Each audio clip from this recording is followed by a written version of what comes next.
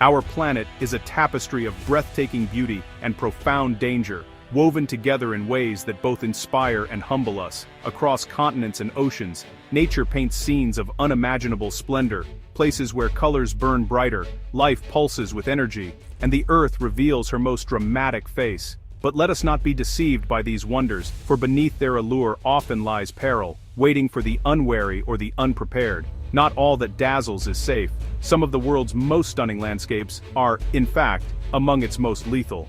These are places where fiery forces and ancient predators lurk, where even a misstep can mean the difference between awe and tragedy. Today, I invite you to join me on a journey through these extraordinary, treacherous realms, a pilgrimage to nature's most dangerous wonders. As we traverse these landscapes, remember, the line between beauty and danger is often razor thin, and at the end of our expedition a final, mysterious destination awaits, one that challenges our very understanding of fear. But first, let's begin our journey to the first destination, a hot spring where when night falls, the very rules of life seem to change.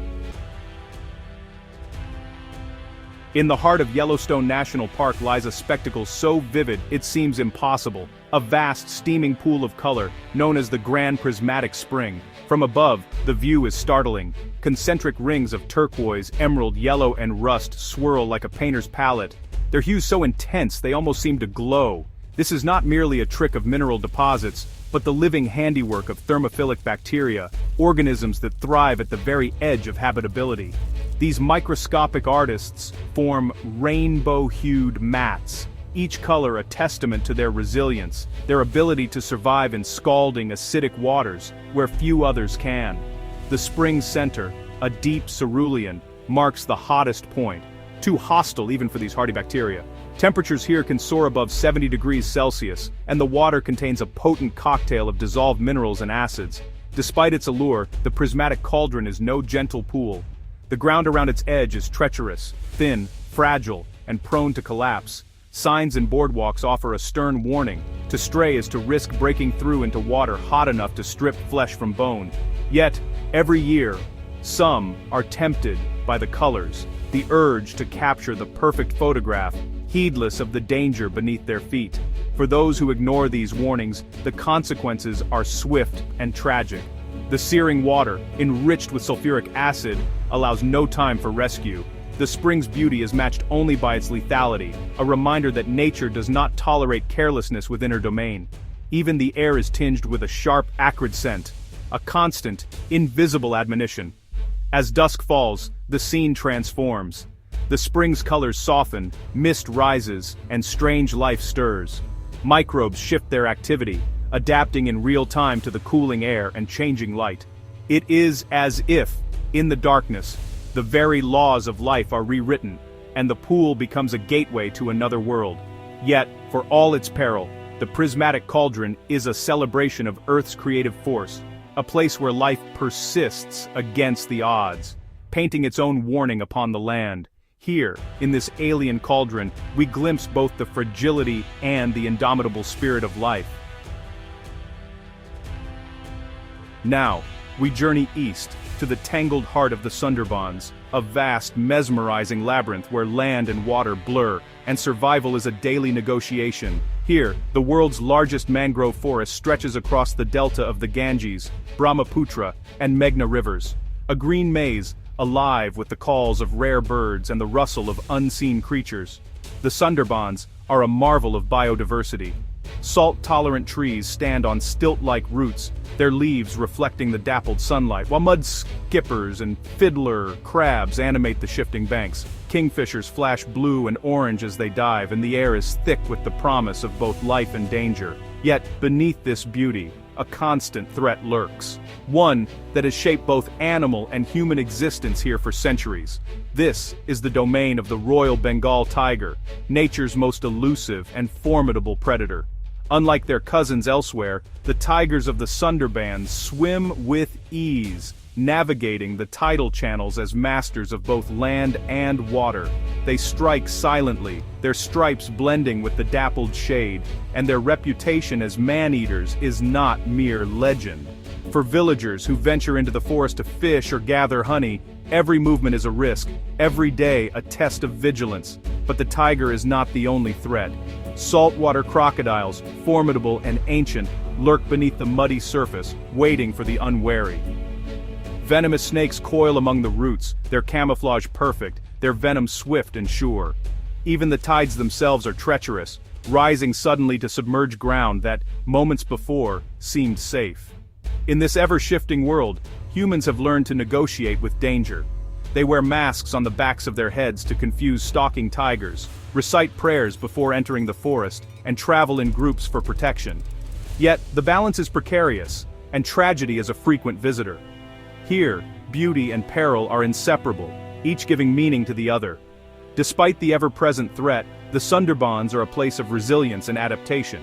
Every creature, every plant, has evolved to survive the relentless push and pull of predator and prey, salt and fresh, land and sea. The forest is a living testament to the tenacity of life, and the delicate balance that sustains it. As the sun sets over the mangroves, the forest comes alive with sound and shadow. In the fading light, it is easy to forget where the boundaries lie, between wonder and fear, between thriving and merely surviving. But the Sundarbans never let us forget for long. Our voyage now takes us to the Caribbean, to a place that has haunted divers and explorers for generations, the Great Blue Hole. From the air, it appears as a perfect cerulean circle, set like a sapphire in a ring of coral, but beneath its placid surface, the blue hole plunges over 120 meters into the abyss, a gateway to the heart of the Earth itself. This underwater sinkhole was formed during the last ice age, when sea levels were lower and the land above was carved by ancient rivers. As the oceans rose, the cave system flooded, sealing within its depths a record of geological time. Stalactites and stalagmites still cling to its walls, silent witnesses to a world drowned by the tides of history. Descending into the blue hole is to enter another realm, a place where light fades rapidly and the water thickens with shadows. The pressure builds, and a diver's senses sharpen. Nitrogen narcosis and the risk of oxygen toxicity loom, distorting perception, blurring the boundary between reality and hallucination. The deeper one goes, the more the world above becomes a distant memory. But it is not only the physical dangers that haunt the blue hole. There's a psychological peril as well, a sense of being watched, of the abyss gazing back. The silence is profound, broken only by the faint hiss of bubbles and the distant crackle of coral. Here, time slows, and every movement feels momentous, every decision irrevocable. Few creatures inhabit these depths. The occasional reef shark glides through the gloom, and strange pale fish flicker past, adapted to the darkness. The water grows colder, and the sense of isolation deepens. For those who push too far, the descent can become a trap, the way back blurred by confusion and exhaustion. To emerge from the blue hole is to return from the edge of oblivion, changed by the experience. The abyss is a mirror, reflecting not just the dangers of the physical world, but the fears and fascinations that dwell within us all. It is a reminder that the greatest mysteries are often found not in what we see, but in what we feel. For our next destination, we climb into the heart of Africa, to a place where the Earth's fury is laid bare, Mount Nyiragongo, towering above the forests of the Democratic Republic of the Congo. This volcano harbors one of the world's few permanent lava lakes, a seething, roiling cauldron of molten rock. By day, the mountain is shrouded in mist, its slopes cloaked in green. But as night falls, the summit glows with an unearthly light, the reflection of fire on clouds, the signature of raw, untamed energy. Climbing to the rim is an ordeal, the air thin, the path treacherous, each step a reminder of the volcano's power. Standing at the edge, one is confronted by a vision both mesmerizing and terrifying. The lava lake churns and splashes, its surface splitting and reforming in a ceaseless dance. Temperatures soar above 1,200 degrees Celsius. Great fountains of magma erupt and collapse, sending waves across the incandescent surface, while the air vibrates with heat and the acrid tang of sulfur. Nyiragongo is unique not only for its beauty, but for its speed. When it erupts, lava races down the slopes at up to 60 kilometers per hour, faster than a person can run. In 2002, such an eruption buried much of the city of Goma, displacing hundreds of thousands in a single, terrifying night. The volcano's wrath is swift and absolute, leaving little time for warning or escape. Scientists keep a vigilant watch, measuring gases, monitoring tremors, studying the lake's movements for signs of impending eruption. Yet, the volcano is unpredictable, its moods as changeable as weather. Even the most advanced instruments cannot offer certainty, only a measure of hope. Despite the danger, Nyiragongo draws adventurers and scientists alike, each seeking to glimpse the primal forces that shaped our world. For the people living in its shadow, the volcano is both a curse and a source of life. Its ash enriches the soil, bringing fertility to the land, even as it threatens destruction. In the flickering glow of the lava lake, we are reminded of nature's duality, its power to create and to destroy, often in the same breath.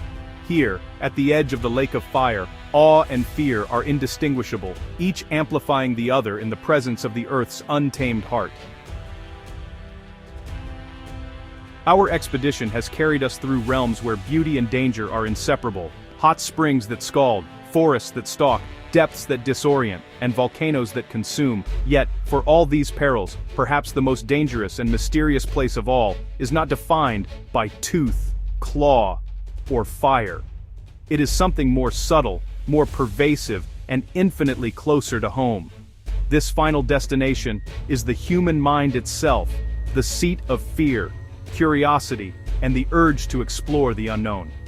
It is within our minds that danger is magnified or diminished, that boundaries are tested, and that the decision to venture forth is first made. The greatest hazards and the most miraculous discoveries are born here, in thought and imagination.